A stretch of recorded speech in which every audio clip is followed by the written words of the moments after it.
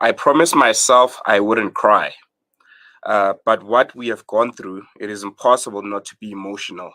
Generations in future will only appreciate the difficulties, the struggle, and the sacrifices which were made by this generation if they understand clearly what happened. These were the words of Mr. Abdul Ghabir in 1996, where he was giving a testimony at the Truth and Reconciliation Commission. And joining me right now will be another South African struggle stalwart and former finance minister, Mr. Trevor Manuel. We'll be chatting about the life and times of Mr. Ghabir and just him who had a personal relationship with him. Just give us a sense of what kind of a man he was. Good afternoon, Mr. Manuel. How are you? Good afternoon, Salelo. May I say to all your viewers and listeners, Assalamu alaikum wa rahmatullahi wa barakatuh. Walaikum salam. I grew up in a township in Cape Town called Kensington.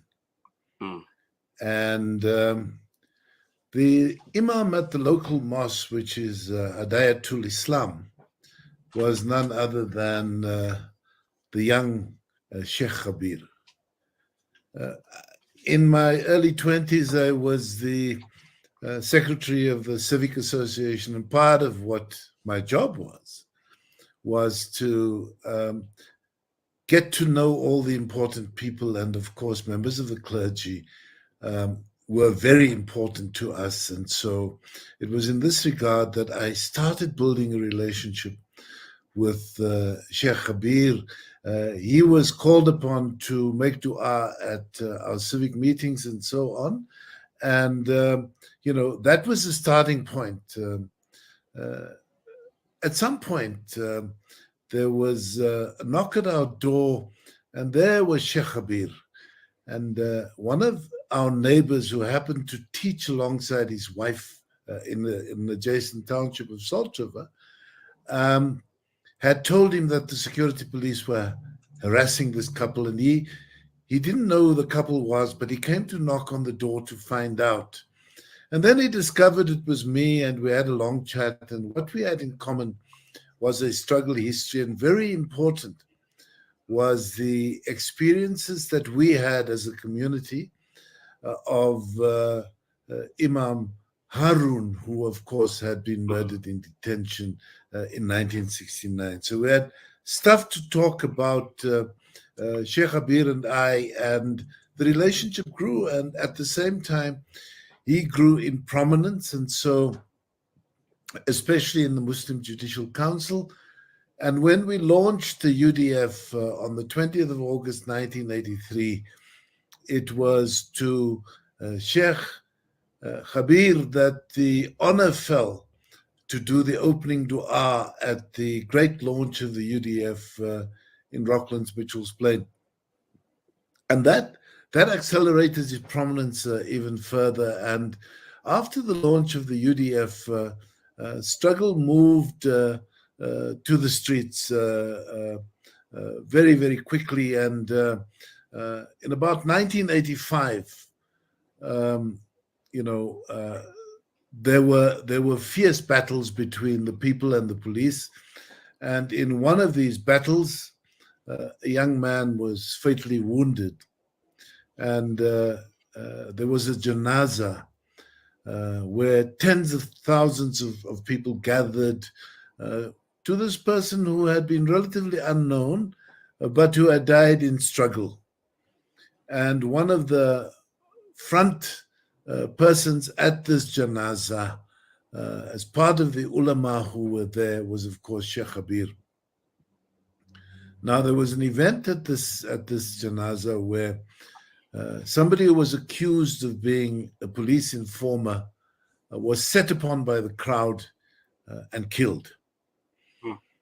And a number of people in the Muslim community were quite concerned, and Sheikh Ghabir was one of the people who was at the front of the janazah, and it was clear that the police wanted him as a state witness, and he would not be a state witness against anybody who had acted in struggle.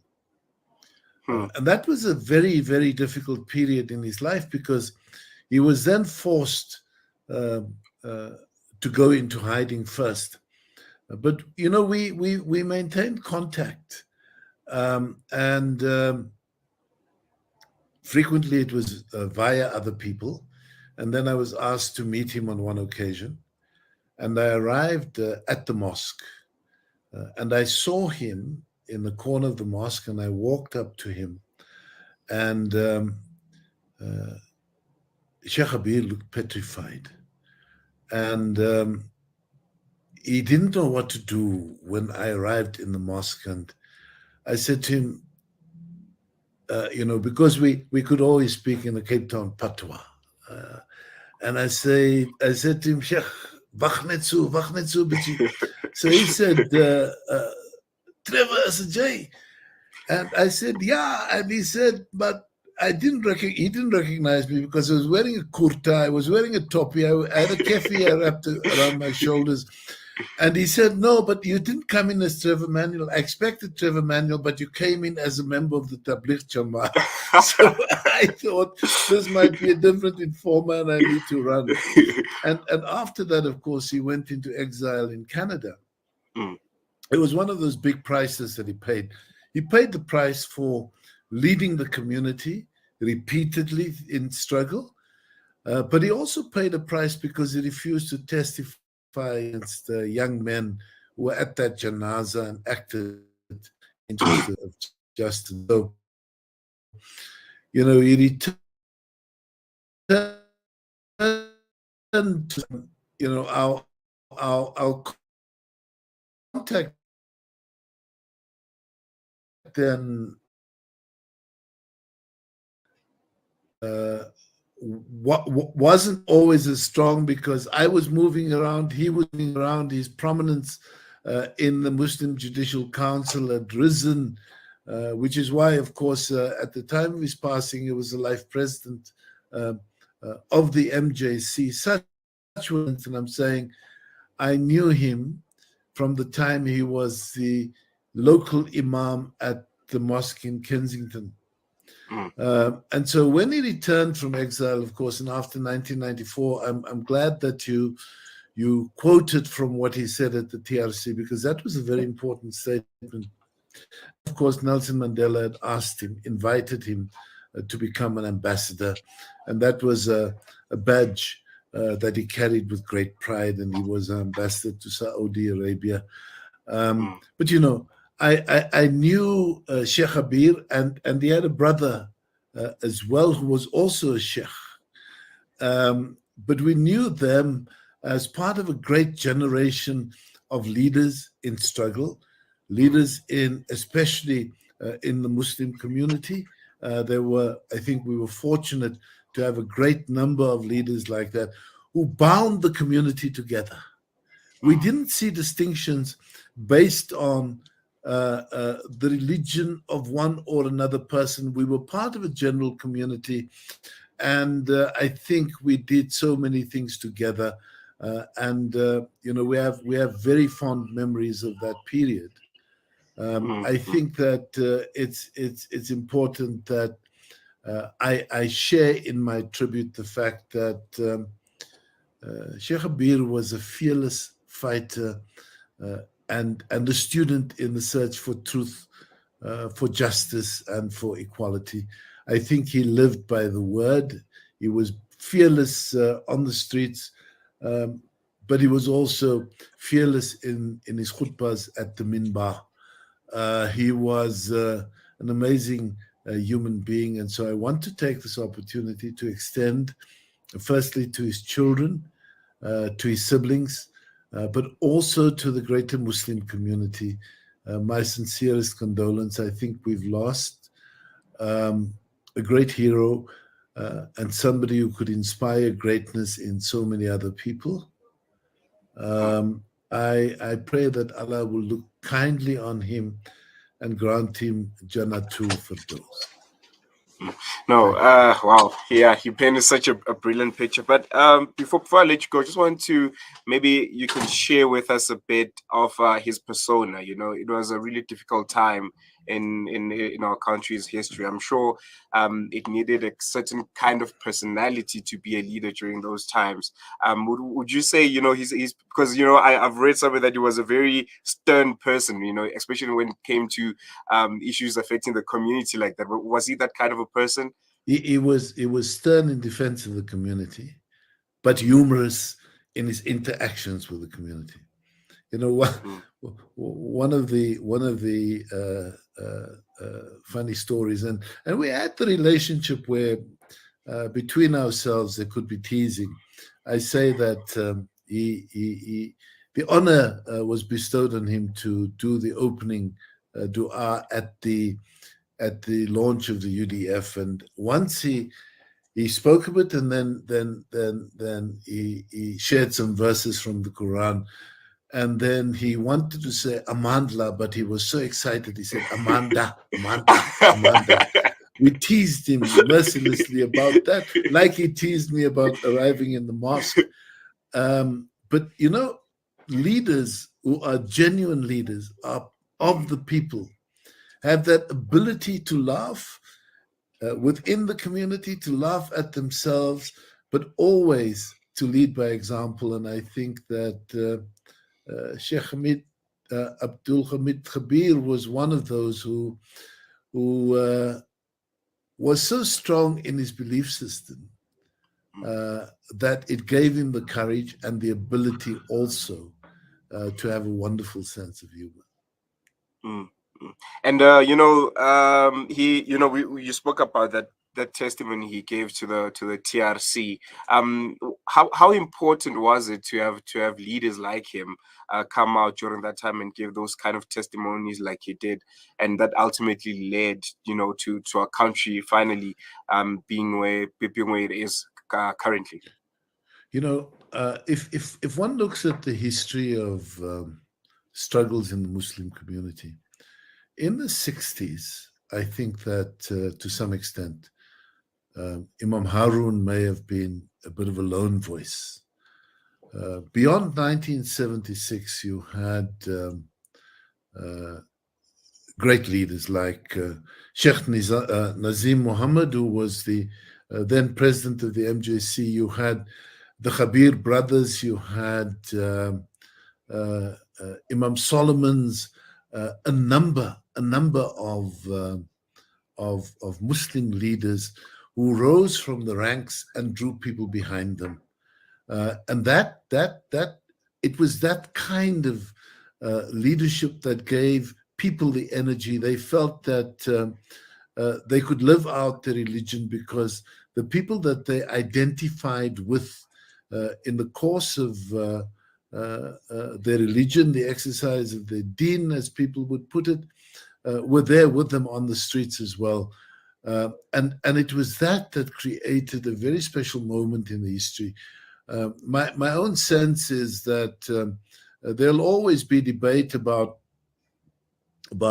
how the transition happened, but a great part of it, I fervently believe, was the mass democratic movement, a movement that could get uh, people onto the streets and involved in activity, and people like Sheikh Khabir played a fundamentally important role in the mass democratic movement. Bear in mind that certainly in Cape Town there was very little distinction. You would have found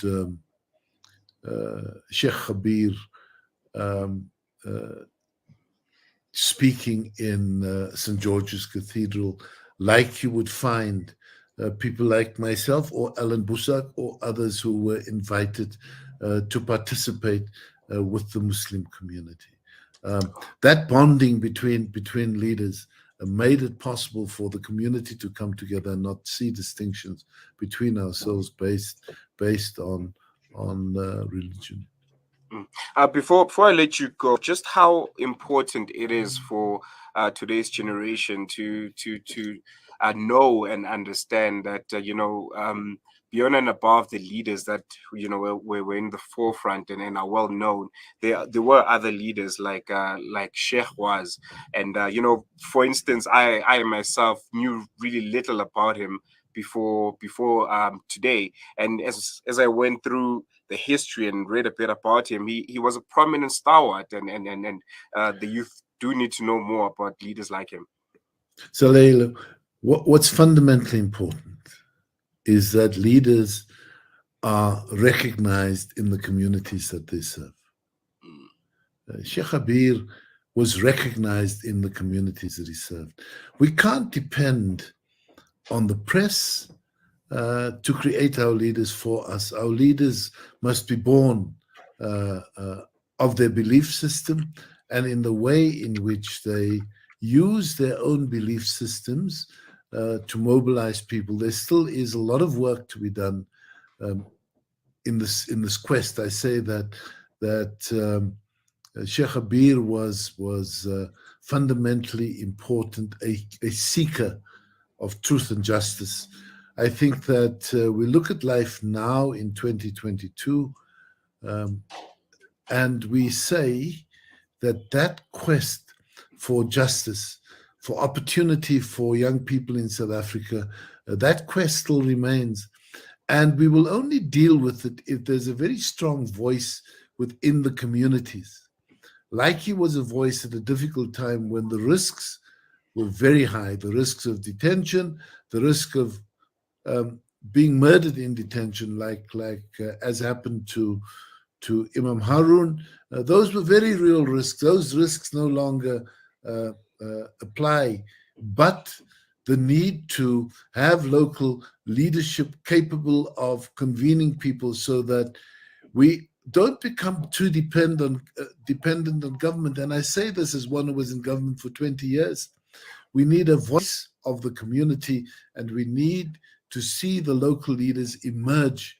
And as they come together, that voice of the community will, in fact, be the secret sauce that provides what Madiba spoke of as a better life for all. It's not government, it's not parliament, it's about the way in which communities are involved in their own lives. And if you want that to happen, then you need local leaders. In the same way as I'm saying, my memories of Sheikh Abir was when he was the local imam at Hidayatul Islam Mosque in our local community. You need leaders to emerge in the same kind of way and build a repertoire amongst the people, be trusted by the people, and then invite the people to be that voice and to ensure that we have active citizenry in South Africa. Thank you so much, Mr. Manuel. It was a real pleasure, listening to you recall all those beautiful moments of Sheikh Gabir, and it was a really learning moment for a young person like me. Really appreciate it for giving us your time. Thank you very much. Thank you.